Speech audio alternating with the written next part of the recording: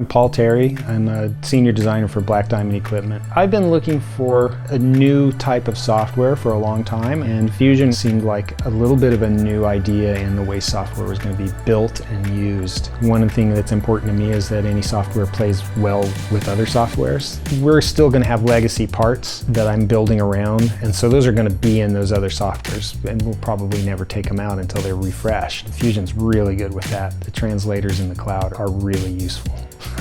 I like those a lot. I'm an industrial designer, and so I design things for human beings. Something like an ice tool is an extremely intimate object. The grip on the ice tool isn't like a grip on a drill. It's like if your hands get tired and your forearms pump out, you're in risk of falling. The ability for me to make things that really work well with people, the more you're going to like it, the more you're going to be attached to it, the more you're going to climb.